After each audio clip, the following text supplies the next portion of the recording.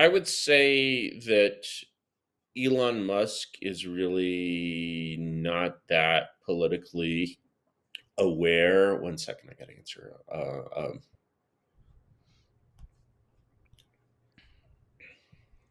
I mean, like his takes are very boomer Yeah, takes. Like his his takes. Yeah, humor. yeah, I mean, yeah, his yeah. humor too.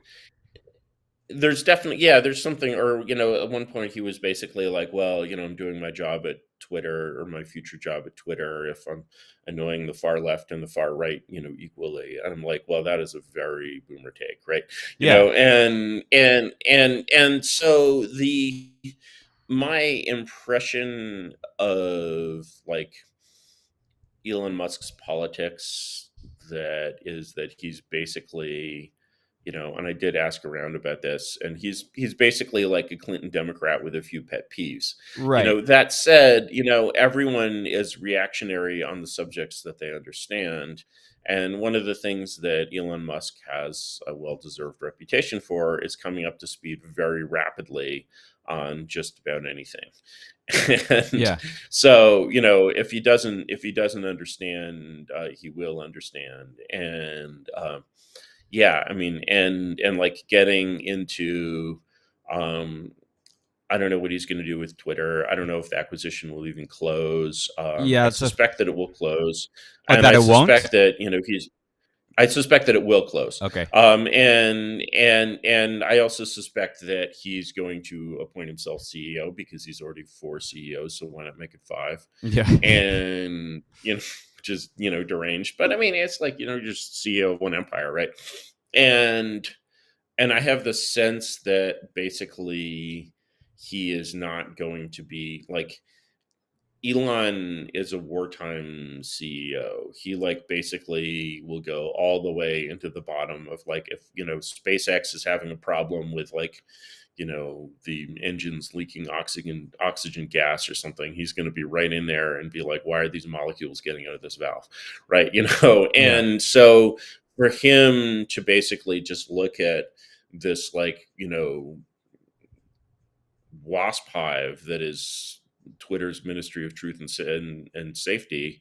Trust and safety, not truth and safety. It should be truth and Yeah. safety, maybe, but it's creepy enough, right? Yeah. It's Yeah. funny how people just like spontaneously converge on these Orwellian kinds of namings without even really thinking that Zero that's self what they're awareness. doing.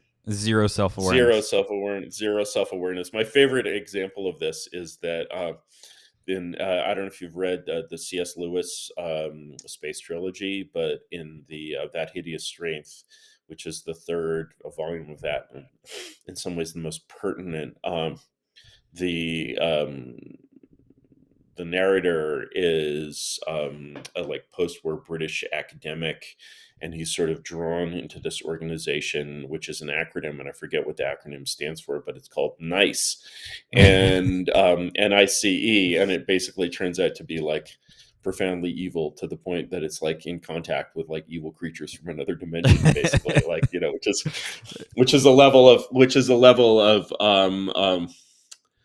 evil that's like beyond um, beyond Pizzagate, really. Yeah. Like, and some people have accused the Podestas of trying to make contact with evil interdimensional forces, but no one, Almost seems like it. Yeah. not even QAnon has asserted that they succeeded in that, right? But in any case, nice. Someone 10 years ago in Britain came up, and they came up with an authority, which they same acronym, which they called NICE. And do you know what NICE is? It's No. death panels. It's literally death panels. Wow. It's like basically the people who decide whether this like treatment is like cost effective enough to save grandma, right? And Oh my god. yeah. Again, zero self And I'm just like, awareness. as zero self awareness, and I'm like zero historical awareness. I'm like, has no one read this book? Like, but yeah, so I basically sense that whatever happens, it's going to be interesting. It's going to be substantive.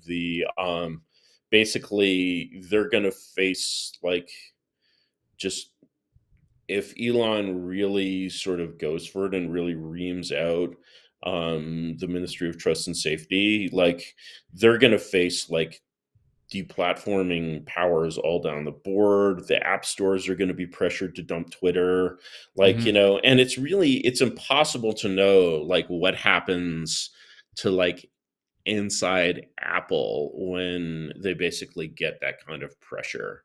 Like Apple is it's a very conformist company. They Yeah. really try to be all current with the latest thing.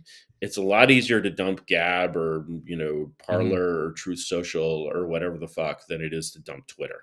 To like deplatform like a major monopoly service would just be like this immense move that it feels to me like they don't really have the courage to perform. And, you know, one of the reasons I like, you know, one of the things I said in one of my blog posts on this is like, I never think anything in the news is important. Right. And like the hardly ever. And like the Elon thing feels like something that matters to me at a Yeah. sort of visceral level. Or it feels like it at least could matter. It feels like it at least could be real. It feels like there's something there. And I don't know, like, why that is sort of an interesting, like, but it's like one of the things about, like, in most ways, sort of the enemy is much stronger than most people take it credit for. And so Right. they do these sort of little things like, yeah, we're going to pass a law banning critical race theory. I mean, that's like, you know, whatever, man, you're not even scraping the surface of it, right? Yeah. You Yeah. know, and you're doing these like little ineffectual things, you know, which all it does is basically gives their like fundraising efforts for like little Jewish ladies in West Palm Beach like energy, and like, Yeah. they're banning books again. You Yeah. know, Yeah. this is Yeah. what Nazis do. For, you know, first they burn books, then they burn people.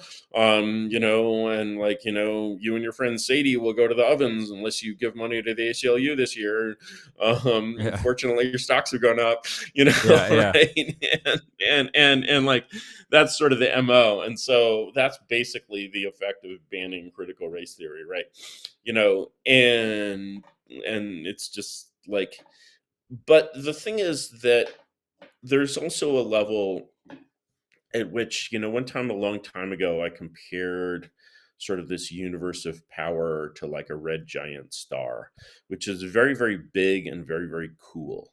Like the Right. sun will eventually become a red giant and it will expand to contain the orbit of the earth. And unless we figure out how to move the earth, we will be inside the atmosphere of the sun, which will be fatal, but it won't be like that fatal. It won't be as hot as being inside the sun now because this big, big star will be very, very cool. And so the level of like energy that they have to put up against a really sort of determined attack is not as great as you might think. And they basically like they couldn't stop this sort of pusillanimous Twitter board from being like, okay, looks like a good offer. Well, Yeah. it's good money. It's, you know, Yeah. 54.20, right? You know, like But why isn't it 54.19 or 54.21? I don't know, yeah, but 54.20 seems like a good price, you know. it, and it it seems like the feud between the board and Elon was kind of fake on like it feels like they bent the knee a little bit too quickly, and it to me it seems like. well, Oh, go ahead. he threatened them. He threatened them.